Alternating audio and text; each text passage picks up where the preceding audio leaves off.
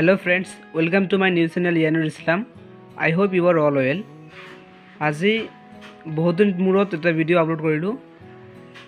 এইটো হৈছে ক্লাছ 10 অৰ্থাৎ যিসকলে 2021ত SSLC এক্সামিনেশ্যন দিব তেওঁলোকৰ বাবে 5টা ইম্পৰ্টেণ্ট এছে দিছোঁ।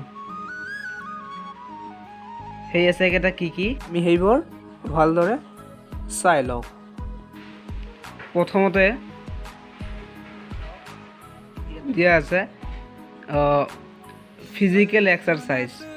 এইটো আহিছিল 2018ত, সেইটো সেইকাৰণে চান্স থাকে 2021ৰ কাৰণে। তাৰ 2 নম্বৰ দিছোঁ ডিসিপ্লিন। এইটো 2017 নে 16 চনত আহিছিল, মোৰ ঠিক ভালকৈ মনত নাই, কিন্তু এইটো ইম্পৰ্টেণ্ট হয়। আৰু এটা দিছোঁ আৱাৰ স্কুল লাইব্ৰেৰী। এইটো আছিল 2007, 2010 and 2017ত।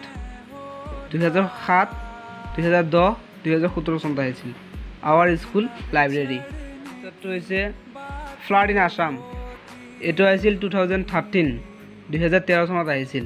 আৰু এটা দিছোঁ last life of a great man.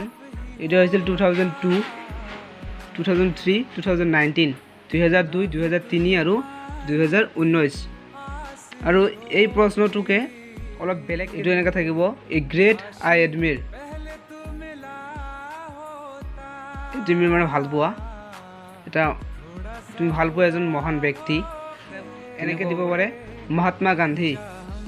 আৰু দি এনেকৈ দিব পাৰে নেশ্যনেল হিৰ'।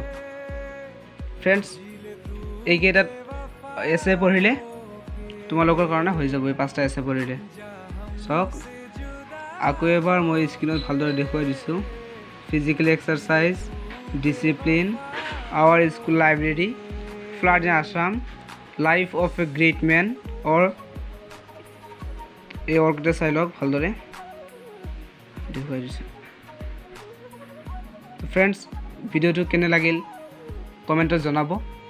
ভাল লাগিলে লাইক দিব আৰু বন্ধুসকলৰ মাজত শ্বেয়াৰ কৰি দিব যিসকলে 2021ত SSLC এক্সামিনেশ্যন দিব।